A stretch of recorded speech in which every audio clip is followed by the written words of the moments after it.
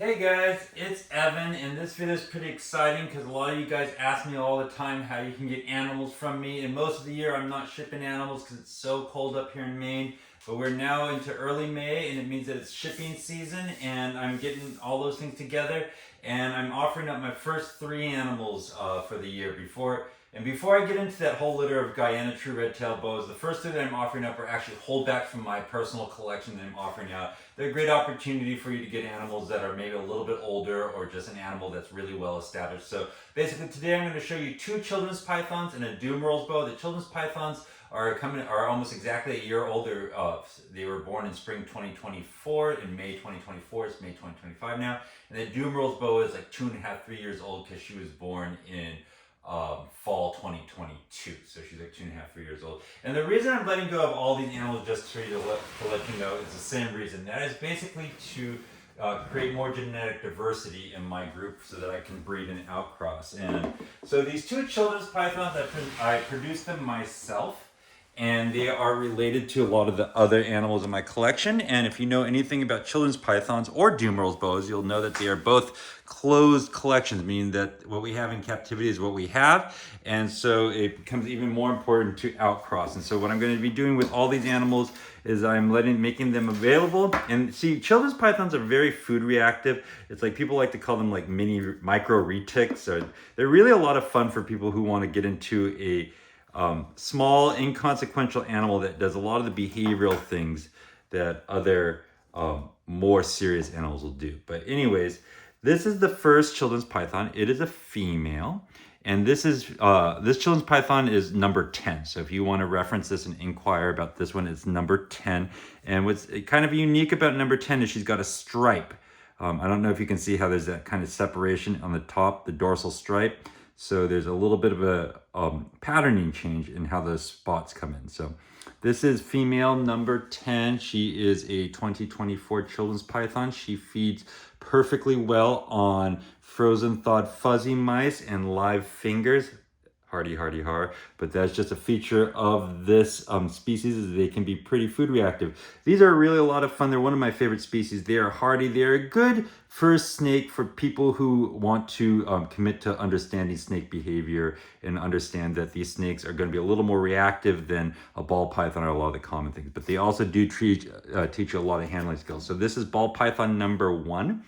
Or not ball python. Bad Evan. Children's python number 10. Actually, children's python number 10. And in this video description, I have a link to my Flickr account. You click on that and you will see all available animals. If you click on the individual photos, you'll see all the information you need to see. And from there, you can contact me about this. I am shipping animals now. So that is number 10.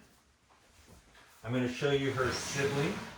I held back both these females because I wanted to add another female, and I might only sell one of these. So if you guys, I reserved the right to pull the other one off, but I put them both up so that people could choose what they want. But so if you see, they're very inquisitive.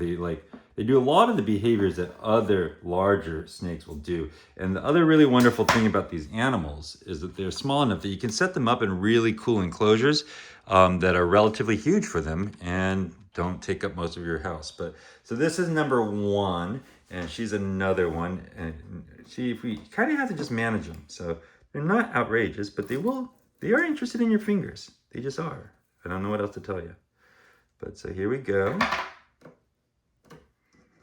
These are now just getting out of that really tiny escape prone phase, but this is a really beautiful light colored one.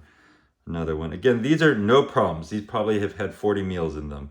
They are snapping fuzzies off of tongs. It's a lot of fun. These would be great ones for you. Again, Flickr account in the description. You can catch my email from there. I am shipping now.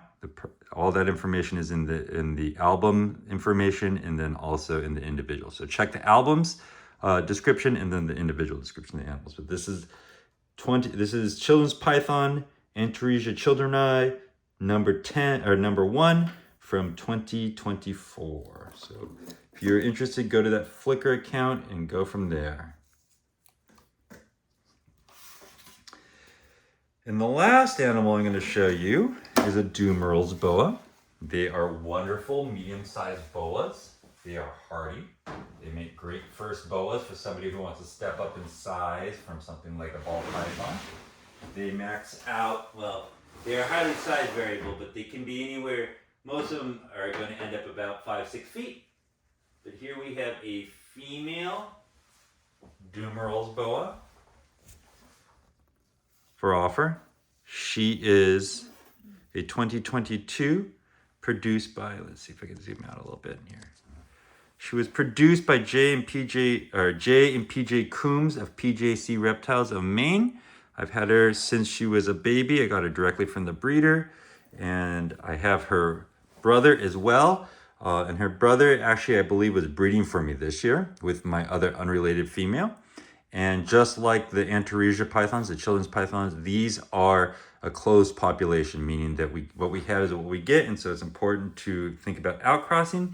And I bred her brother to an adult female this year. It's looking likely that that took.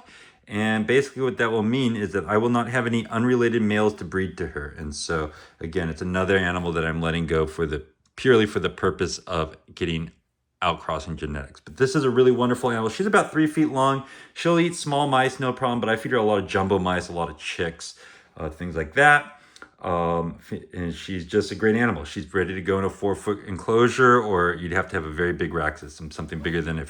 I currently keep her in an 85 series rack, which is bigger than the ball python racks, and you'd want to keep her in that minimum or move her up into a 3 or 4 foot enclosure. But she is, she's going to be 3 in the fall, and I don't think she's going to be an enormous Dumeril, but she's going to be average size for them. So I expect her to be about a 6-foot Dumeril.